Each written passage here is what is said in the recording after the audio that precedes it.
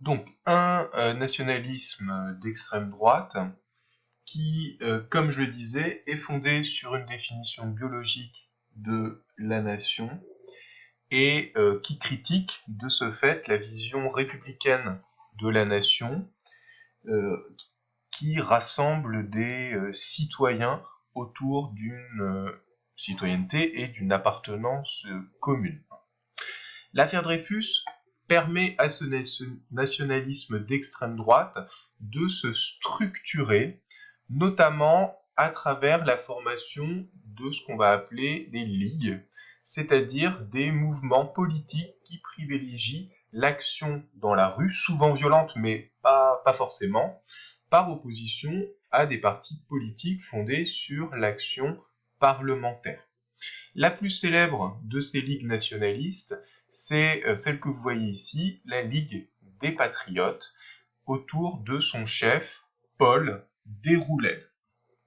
Alors, ces ligues vont organiser de nombreuses formes d'agitation lors de l'affaire Dreyfus, vont parfois organiser des actions antisémites, et ça peut aller plus loin jusqu'à la menace pour la Troisième République, puisqu'on voit en 1899 une tentative de coup d'État organisée par Paul Déroulède, à une époque où on est en plein dans l'affaire Dreyfus. Donc là encore, remise en cause de la République.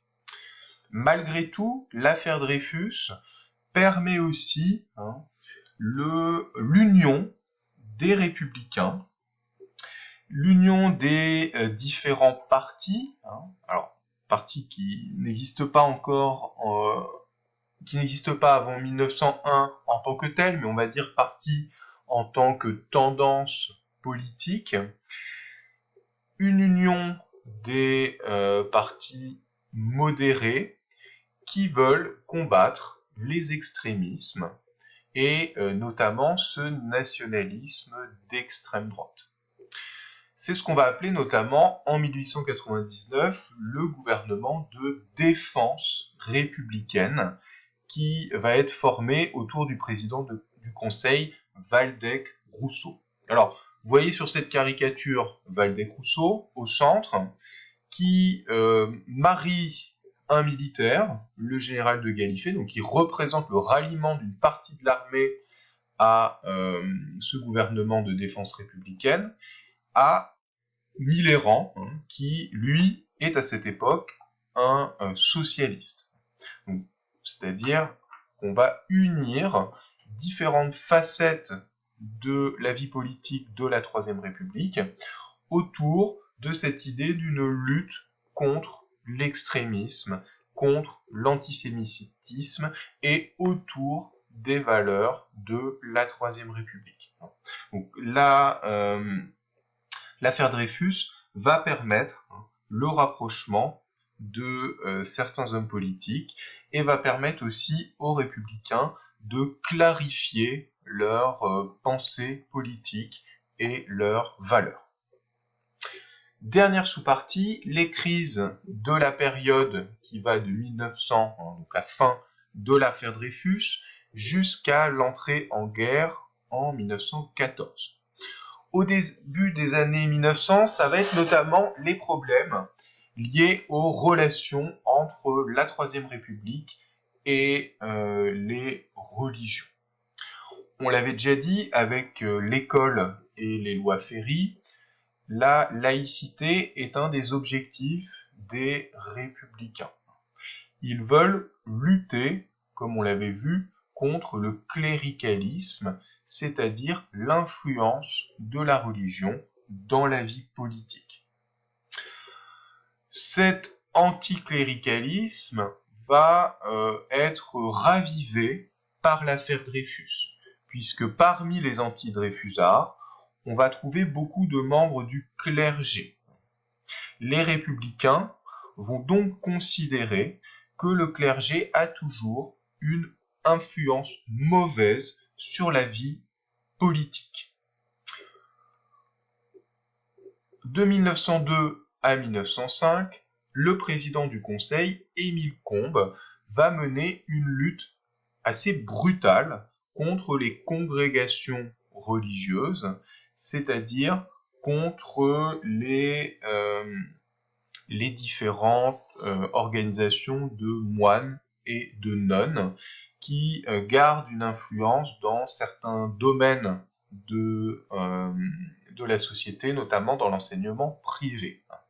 C'est ce qu'on va appeler le combisme, donc la politique d'Émile Combes contre les congrégations. Cette politique très brutale va mener en 1905 à la loi de séparation des églises et de l'État. Alors, on peut voir les choses de différentes façons. D'une certaine façon, cette loi de 1905, c'est l'aboutissement de la lutte contre les congrégations, puisque l'État va définitivement se séparer de l'influence du clergé, mais c'est aussi, il faut plutôt le voir comme ça, une loi d'apaisement, une façon de résoudre les tensions entre la République et le clergé. Alors, vous voyez sur cette image que le grand inspirateur de cette loi de 1905, c'est ce moustachu, Aristide Briand. Et Aristide Briand, lui, est vraiment partisan de faire voter une loi qui va apaiser les relations entre la République et la religion, notamment la religion catholique. Alors, vous connaissez le principe de cette loi de 1905, la République ne reconnaît, ne salarie ni ne subventionne aucun culte. C'est-à-dire que l'on met fin au concordat qui avait été signé entre le pape et Napoléon Ier, et à partir de ce moment-là, la République garantit entièrement la liberté de conscience et la liberté de culte. Vous faites tout ce que vous voulez en matière religieuse. L'État ne s'y intéresse plus. Les prêtres, etc., cessent d'être des fonctionnaires. Ils ne sont plus payés par l'État. Alors, l'idée d'Aristide Briand, c'est ainsi de résoudre tout un ensemble de tensions en laissant les religions plus libres. La plupart des catholiques sont très opposés à cette loi parce qu'ils ont peur notamment de perdre des financements. Mais il faut voir aussi que certains républiques reconnaissent la valeur de la loi de 1905 parce qu'ils veulent justement obtenir davantage de liberté. Certains considèrent même que cette loi de 1905 va permettre un nouvel essor de la religion. À partir de cette loi, les religions sont considérées en fait à peu près comme des associations, loi 1901. Dans les années qui suivent la loi de 1905, les tensions vont persister entre la République et les religions, notamment les catholiques, les juifs et les protestants acceptent plutôt bien cette loi de 1905, autour donc des problèmes autour notamment de la question des inventaires. Ce qu'on va appeler justement la crise des inventaires. La loi de 1905 prévoit de dresser un inventaire des biens qui sont présents dans les églises avant que ces biens ne soient transmis aux associations de culte. Le problème, c'est que cet inventaire est très mal vécu par certaines populations locales qui voient une ingérence de la République et qui refusent que les fonctionnaires de la République n'entrent dans les églises pour faire cet inventaire. Vous voyez ici un inventaire dans l'Ariège et le curé est protégé par deux montreurs d'ours. Ce sont de vrais ours et qui s'opposent donc à l'inventaire des biens du clergé. Ça entraîne tout un ensemble de violences, au point que le président du conseil de l'époque, Clémenceau, on va en reparler, va devoir calmer le jeu pour que ça n'aille pas trop loin. Retenez que les relations entre la République et les catholiques vont rester très mauvaises jusqu'à la Première Guerre mondiale et qu'elles vont s'apaiser grâce à la guerre. Et qu'ensuite, après la Première Guerre mondiale, ces relations seront vraiment tout à fait correctes. Dernier point, la République va être également confrontée à la question sociale. Cette question sociale, c'est-à-dire la question des conditions de vie et de travail des ouvriers, notamment, et très rapidement, la Troisième République va être accusée de ne pas en faire suffisamment et de réprimer les différents mouvements ouvriers et les différentes grèves qui s'organisent à cette époque. En 1891, le 1er mai, dans la petite ville de Fourmies, dans le Nord, les ouvriers vont faire grève, donc au nom de la journée internationale du 1er mai, et à la suite de malentendus, on va dire, la troupe va tirer sur la foule, va fusiller un certain nombre de manifestants. Donc cette fusillade de Fourmies montre que finalement les relations entre le pouvoir et la classe ouvrière ont assez peu évolué depuis le Second Empire, malgré des lois comme la loi Waldeck-Rousseau qui permet l'organisation des syndicats. À cette époque, le socialisme, donc, qui défend une meilleure répartition des biens et qui veut l'amélioration des conditions de vie de la classe ouvrière, ce socialisme va prendre son essor et va s'organiser autour notamment d'une grande personnalité, Jean Jaurès, qui va être un des principaux créateurs de la SFIO, la section française de l'Internationale ouvrière, qui devient un véritable parti en 1905. C'est l'ancêtre, en fait, du Parti socialiste.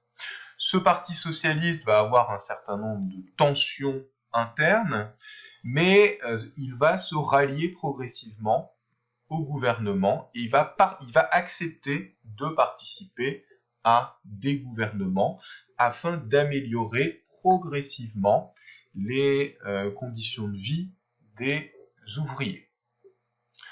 Le problème, c'est que certains considèrent évidemment que cette participation au gouvernement est insuffisante.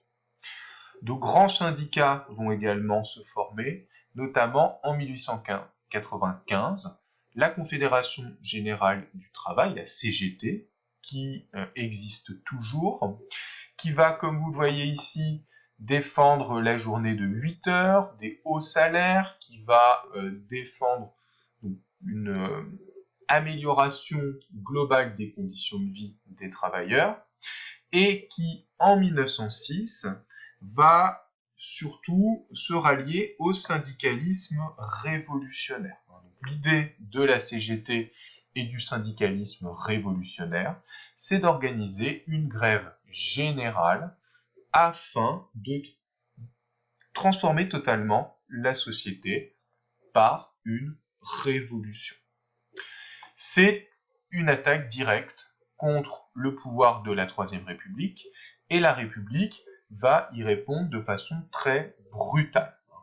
C'est notamment la politique de Clémenceau, président du Conseil de 1906 à 1909, qui va être surnommé le briseur de grève par sa répression violente des grandes grèves de 1906 à 1910. Donc la République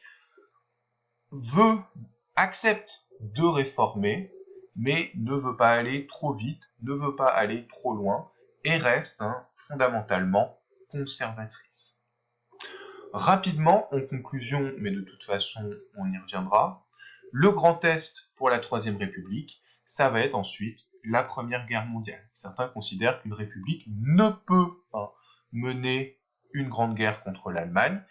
La Troisième République va montrer le contraire, et surtout en 1914, au moment de l'entrée en guerre, tous les opposants à la République, ou presque, vous voyez ici les monarchistes, les catholiques, les socialistes, la CGT, etc., vont se rallier à ce qu'on appelle l'Union